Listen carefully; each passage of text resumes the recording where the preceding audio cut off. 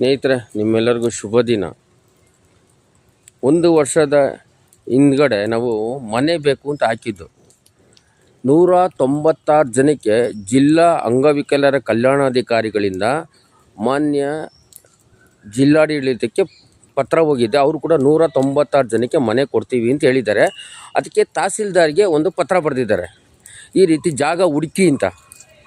ನಾನು ಜಾಗ ಹುಡುಕಿದ್ದೀನಿ, ಲೊಕೇಶನ್ ಬರ್ತಾಯಿದೆ, ನೀವು ಚೆಕ್ ಮಾಡ್ಬೋದು. ಈ ಲೊಕೇಶನಲ್ಲಿ ಎಷ್ಟು ಪಾಳು ಬಿದ್ದಿದೆ ಅಂದರೆ ಇಲ್ಲಿ ತುಂಬ ಜಾಗ ಇದೆ, ಎಲ್ಲೂ ಇಲ್ಲ, ಸಿಟಿಯಲ್ಲೇ ಇದೆ ನೋಡಿ. ನಾನು ತೋರಿಸ್ತಾ ಇದ್ದೀನಿ, ನನ್ನಿಂದ ಇದು ವಿಡಿಯೋ ಮಾಡಿ ನಾನು ಜಿಲ್ಲಾಡಳಿತಕ್ಕೆ ಕೊಡ್ತೀನಿ. ಇಷ್ಟು ಪಾಳು ಬಿದ್ದಿದೆ. ಇಲ್ಲಿ ಏನು ನಡೀತದೆ ಕೆಲಸಗಳು ಬೇರೆಲ್ಲ ತುಂಬ ನಡೀತದೆ. ಇದು ಒಂದು ಗುಟ್ಟಿದೆ, ಇದು ಸಿಟಿ ಸರೌಂಡಿಂಗಲ್ಲಿ ತುಂಬ ಅದ್ಭುತವಾದ ಜಾಗ ಇದು. ಇಲ್ಲಿ ಒಂದು ಸರ್ಕಾರಿ ಕಚೇರಿನೂ ಕಟ್ಟೋದಿಲ್ಲ, ಮತ್ತು ಇಲ್ಲಿ ಮನೆಯೆಲ್ಲ ಪಾಳು ಬಿದ್ದಿತ್ತು. ಇಲ್ಲಿ ಗಾಡಿಗಳೆಲ್ಲ ಎತ್ಕೊಂಡು ಬಂದು ಇಲ್ಲಿ ಮೂಲೆ ಬಿಸಾಕ್ಬಿಡ್ತಾರೆ ನೋಡಿ. ಇಲ್ಲೆಲ್ಲ ನಿಮಗೆ ತೋರಿಸ್ತಾ ಇದ್ದೆ ನಾನು. ಎಂಥ ಅದ್ಭುತ ಜಾಗ ಅಂದರೆ, ಒಂದು ಕರ್ನಾಟಕದಲ್ಲಿ ಒಂದು 2,000 ವಿಕಲಚೇತರಿಗೆ ಮನೆ ಕಟ್ಟಿಸ್ಕೊಡ್ಬೋದು ಸರ್ಕಾರ. ಆದರೆ ಜಿಲ್ಲಾಡಳಿತ ಇದಕ್ಕೆ ಒಪ್ಪೋದಿಲ್ಲ.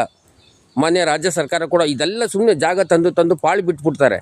ಇದು ಸುಮ್ಮನೆ ಯಾವುದೋ ಮೂಲೆಯಲ್ಲಿ ಇರುತ್ತೆ. ಈಗ ನನ್ನ ಕಣ್ಣಿಗೆ ಬಿದ್ದೈತೆ, ನಾನು ತುಂಬ ದಿನದಿಂದ ನೋಡಬೇಕು ಅಂತಿದ್ದೆ. ಆದರೆ ಇಲ್ಲಿ ಒಬ್ಬರೇ ಬರೋಕ್ಕಾಗೋದಿಲ್ಲ. ಇಲ್ಲಿ ನಾನು ನಮ್ಮ ಸ್ನೇಹಿತರು ಬಂದು ಈ ಥರ ಜಾಗ ಇದೆ ಬಾ ನೋಡೋಣ ಅಂತ.